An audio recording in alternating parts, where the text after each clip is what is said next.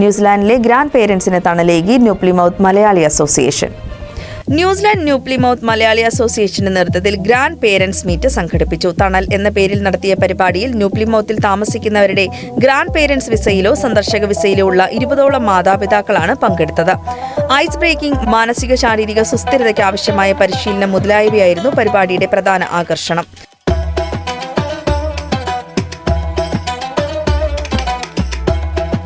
ഫെൻഡേൽ ഹാളിൽ രാവിലെ 10 മണി മുതൽ ആരംഭിച്ച പേരൻസ് മീറ്റിന്റെ ഉദ്ഘാടനം migrant connection Taranaki coordinator Geetha Narayanankutty നിർവഹിച്ചു.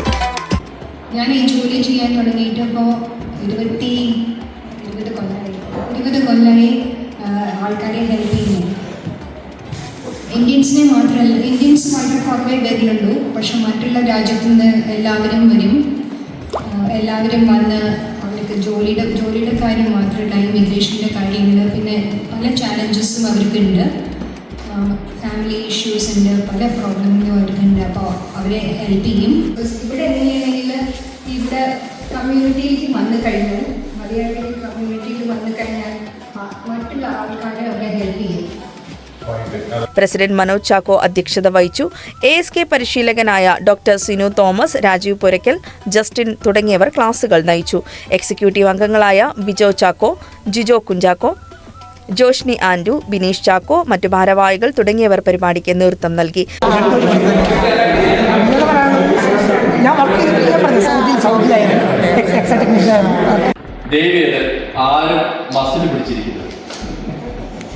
രണ്ടാമത് കാര്യം പറയാനുള്ളൂ, ഇവിടെ എന്താണ് പറയുന്നതെന്ന് കൃത്യമായി ശ്രദ്ധിക്കണം. ഓക്കെ, അതോ എല്ലാവരും ചിന്ത വീട്ടിലാണ് എന്റെ കൊച്ചു ഉറങ്ങിയിട്ടുണ്ടാവോ, എന്റെ കൊച്ചിന് ഭക്ഷണം കൊടുത്തിട്ടുണ്ടാവോ, ഉണ്ടോ, ശ്രദ്ധയുണ്ടോ? ഓക്കെ, അങ്ങനെ ശ്രദ്ധയുണ്ടോ ഞാൻ പരീക്ഷയ്ക്ക് പോകണേ. ഞാൻ പറയുന്ന കാര്യം നിങ്ങൾ ചെയ്യണം. ഓക്കെ, ഒറ്റ ഡിമാൻഡേ ഉള്ളൂ. ഞാൻ പറഞ്ഞു ഗാന്ധിജി പറയുന്നു ഇത് ചെയ്യേ എന്ന് പറഞ്ഞാൽ മാത്രമേ നിങ്ങൾ ചെയ്യാൻ പാടുള്ളൂ. എന്താണ് ഗാന്ധിജി പറയുന്നു ഇത് ചെയ്യേ. ഓക്കെ, ഓക്കെ ആണോ? റെഡി ആണോ? ഓക്കെ ആണോ? ഓക്കെ അല്ലേ?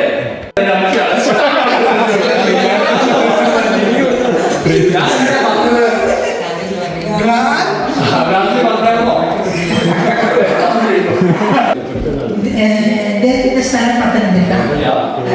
ഇദ്ദേഹത്തിന് വൈഫ് 2 മക്കളുണ്ട്. 2 പെൺകുട്ടികളാണ്. ഒരാളെ കെട്ടിച്ചേക്കുന്ന കണ്ണൂരാണ്, ഒരാളെ കെട്ടിച്ചേക്കുന്ന തൃശ്ശൂരാണ്, ഒരാള് സൗദിയിൽ ജോലി ചെയ്യുന്നു, പിന്നെ നഴ്സ്, ഒരാൾ ഇവിടെ നഴ്സ്. അതിന്റെ ഹസ്ബൻഡ് പിന്നെ IT-ല്.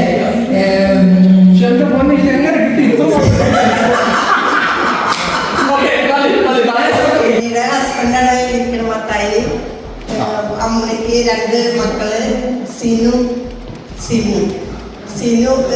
ഇവിടെ വർക്ക് ചെയ്യണ്.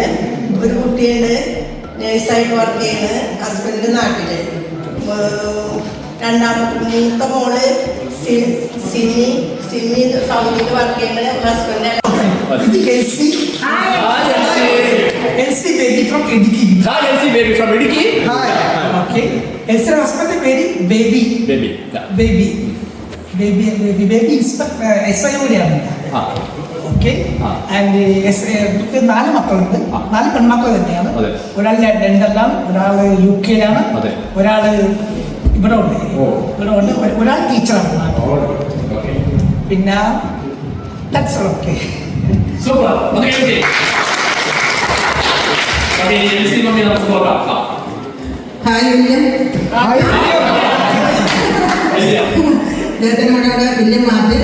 ഇദ്ദേഹത്തിന് 2 മക്കളുണ്ട്, 2 പേരും ഇവിടെയാണ്. ഇദ്ദേഹത്തിന്റെ വൈഫ് റിട്ടയർഡ് നേഴ്സായിരുന്നു, ഇദ്ദേഹം മരിച്ചുപോയി. ഇവര് സൗദിയിൽ നിന്ന് റിട്ടയർഡ് ആയിട്ട് എക്സ്റേ ടെക്നീഷ്യൻ ആയിരുന്നു.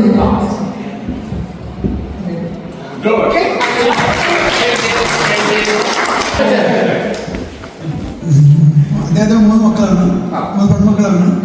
അതിൽ ഒന്ന് വെളിയിലാണ്, ഒന്ന് ഇവിടെ ഉണ്ട്, ഒന്ന് കൊച്ചിയിലുണ്ട്.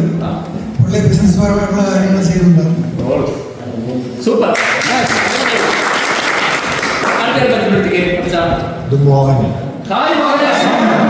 ഈ പേര് തന്നെ രാജ്യത്തിൽ ജസ്റ്റിസ് മനസ്സിൽ പിരിഞ്ഞ പേരാണ്.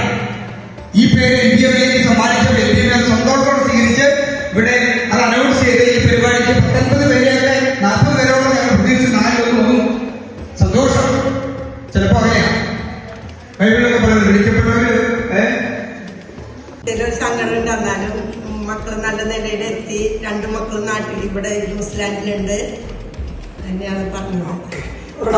ഭാര്യയുടെ അഭാവത്തിലും മക്കളെ വളർത്തി കേട്ടോ. ഇതിന്റെ ചേട്ടന് ആ സങ്കടം എനിക്ക് മനസ്സിലാവുന്നുണ്ട്. തീർച്ചയായിട്ടും ഞങ്ങളൊക്കെ കൂടെയുണ്ട് ചേട്ടാ, ഒരിക്കലും ഒറ്റയ്ക്കല്ല, സങ്കടം ഉണ്ട്.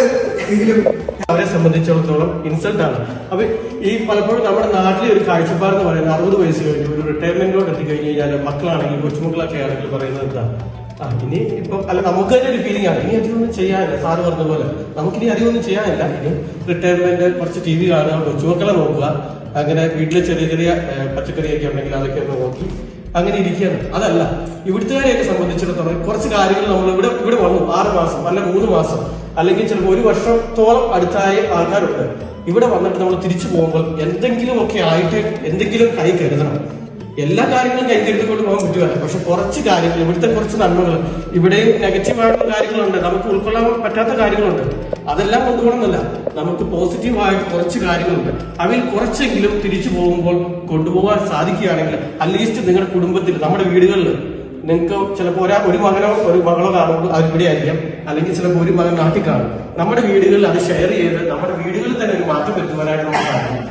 അതിനൊരു കാര്യമാണ് ഈ ഇൻഡിപെൻഡന്റ് ആയിട്ട് നിൽക്കുവാനുള്ള ഇവിടുത്തെ ആൾക്കാരെ ഒരു കാഴ്ചപ്പാട്. അത് നമുക്ക് നാട്ടിലോട് ചെന്ന് കഴിയുമ്പോഴാണെങ്കിലും നമുക്ക് സ്വന്തമായിട്ട് നിങ്ങളുടെ ആരോഗ്യത്തെ കുറിച്ച് നിങ്ങൾക്ക് സ്വന്തമായിട്ട് ഒരു ഡിസിഷൻ ഉണ്ടായിരിക്കണം. കുറെ കഷ്ടപ്പെട്ട് ഇവിടെ വന്നിപ്പം മോന്റെ കൂടെ സന്തോഷിച്ച് ജീവിക്കുന്നു.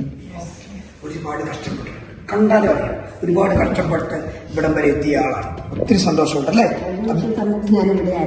ഞാൻ ഇവിടെയായിരുന്നു പോയിട്ട് പിന്നെ ഒറ്റയ്ക്ക് വന്നു. ഇപ്പൊ രാശം 2 പേരൂടെ മാസത്തേക്ക് വന്നു. എന്നാ ഇനി ഇവിടുന്ന് പോകണം, ഇവിടുത്തെ ഓക്കെ. അറേഞ്ച്ഡ് മാരേജിന്റെ വളരെ സ്വാദിഷ്ടമായ ഭക്ഷണവും ഉണ്ടായിരുന്നു. ഗ്രാൻഡ് പേരൻസിനെ പരസ്പരം സംസാരിക്കാനും അറിയാനുമുള്ള മികച്ച വേദിയാണ് NPM ഒരുക്കിയത്.